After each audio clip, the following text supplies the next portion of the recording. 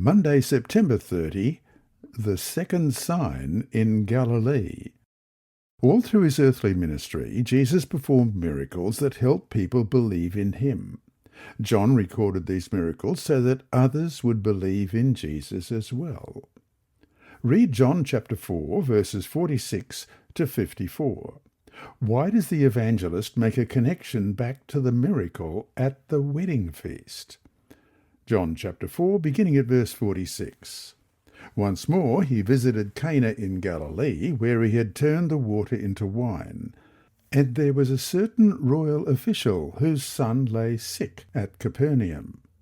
When this man heard that Jesus had arrived in Galilee from Judea, he went to him and begged him to come and heal his son, who was close to death. "Unless you people see signs and wonders," Jesus told him, "you will never believe." The royal official said, "Sir, come down before my child dies." "Go," Jesus replied, "your son will live." The man took Jesus at his word and departed. While he was still on the way, his servants met him with the news that his boy was living. When he inquired as to the time when his son got better, they said to him, "Yesterday, at 1 in the afternoon, the fever left him." Then the father realized that this was the exact time at which Jesus had said to him, "Your son will live." So he and his whole household believed. This was the second sign Jesus performed after coming from Judea to Galilee.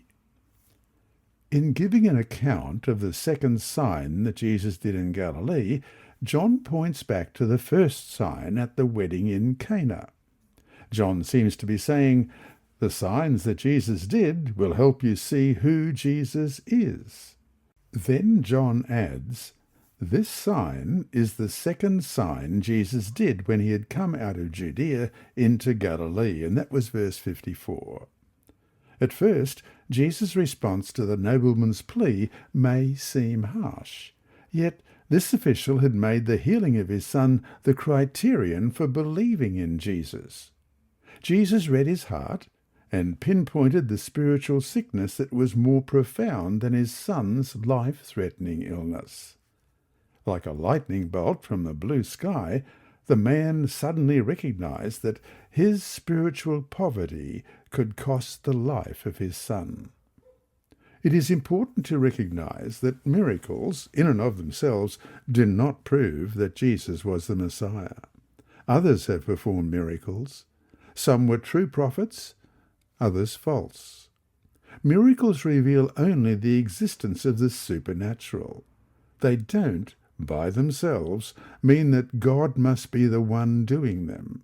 Satan can perform miracles, if by the word miracles we mean supernatural acts. The nobleman, in anguish, cast himself on Jesus' mercy, pleading with him to heal his son. Jesus' response was reassuring. He said, "Go, your son will live," in verse 50.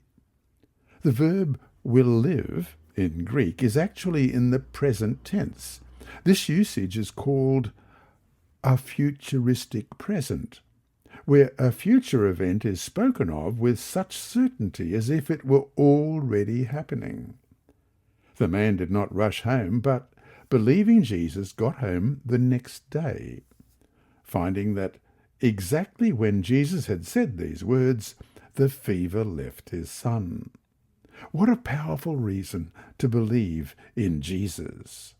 And so to finish today, even if we were to see a miracle, what other criteria must we look at before automatically assuming it is from God? This lesson was read by Dr. Percy Harrold for Christian Services for the Blind.